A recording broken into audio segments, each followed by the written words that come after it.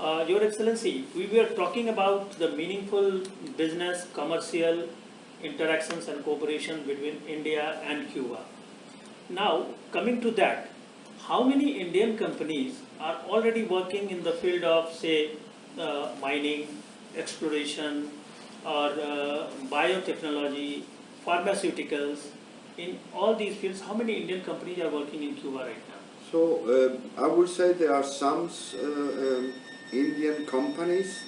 Of course, I would like that we can count them with a dozen of companies, but till now we have some companies that are working. For example, there is one that Angelica International is working with Cuba in two main projects that is based in the credit line of credit from the Indian government. We also are working with Panacea Pharmaceutical and Biotech, that's right. We have worked, and there is many exchange with Biocon. Okay. And we think that we had many years we have worked together in Cuba. One of the first was the ONGC Bidish. Yeah. Yes, and there are others that we are now discussing some possibility of trade or investment in Cuba, but still now negotiating. Okay, so in the field of automobiles also you could have more Indian companies? Yes, we are very interested in the field of transport.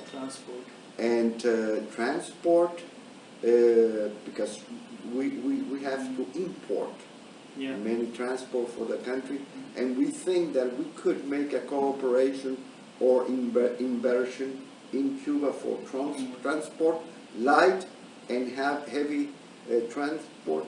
And there is an Indian company named Mahindra that could be a good partner for us. Now, Excellency, tell us something about your public health system. You see, India has a great challenge of public health. We are working on that. It has a large population and some aging population also.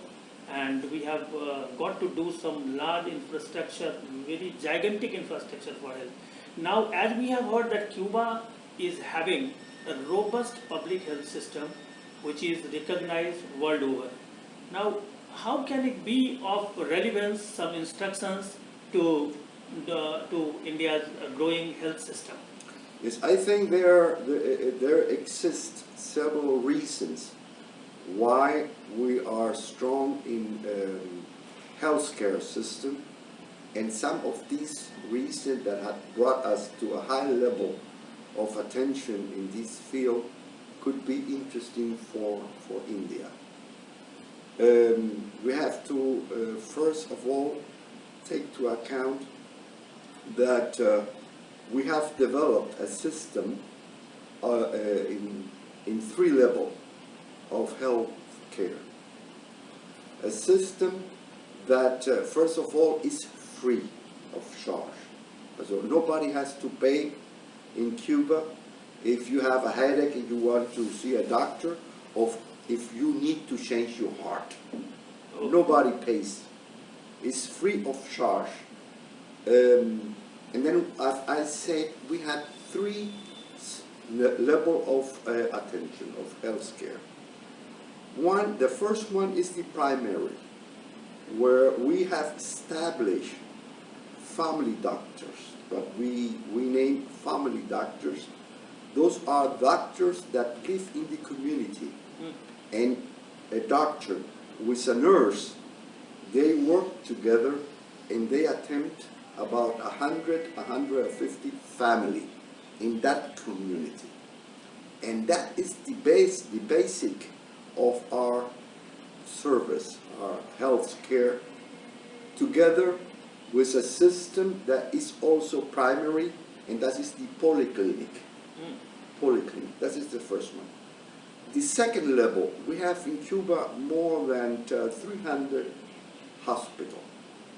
And the healthcare in hospital is the second level, because there the Cuban will be cared for specialized treatment.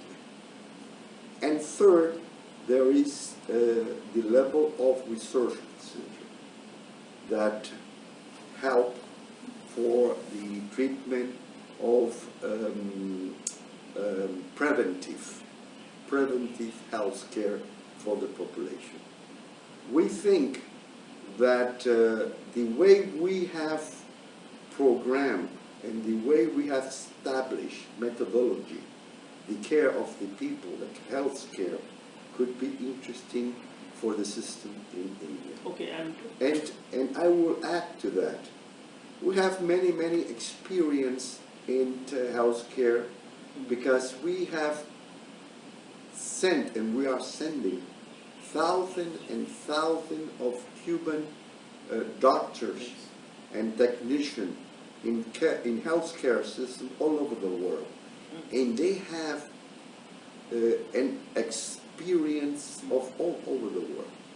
For example, in Cuba, we have also, like in India, diseases like dengue. Dengue, we have mosquito also, like in India, and we have a system, universal system in every house of family in Cuba. This system could be interesting to for India.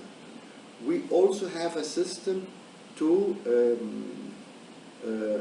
for the treatment of those people that have a high level of sugar, diabetes. And I've heard that here in India, the population has a high level of diabetes. That could be also interesting. So those are the things that we could offer. And also we have a system of school, medicine school. We have graduated in Cuba more than 10 million of doctors from all over the world. From all over the world, especially from Africa and Latin America. Great. So there is a system, educated system, building system in medicine, based in humanismus, but also in a high professional from our doctors. Just to say, we have in Cuba more than 85,000 doctors. And these numbers of doctors, one doctor is in charge of 130 persons. That is important. That's great. The ratio is great. It's great. And almost 85% of our doctors, they are specialists. Means they are high professional persons. So, Excellency, we can say that from school curriculum, the school syllabus, the medical schools, the lifestyle and wellness regimens, to graduating the doctors and preparing them for all over the world, we can safely say that Cuba is working like a guru, like a health teacher to the world. It has the capacity to do that. That's what we can say very safely. Yes. And I think the last example of that is how we fight together with other countries against Ebola in Africa. That is one of the first time we even had an international, we participate in an international corporation that help eliminate Ebola in some countries in West Africa. So, and that is what I told you, the humanitarian sensibility of the Cuban doctors. Okay, so Mr. Ambassador, thank you very much for being with us. Yes. And thank you once again. This is V.N. Jha along with Amay Sathe at the Embassy of Cuba in New Delhi. Thank you.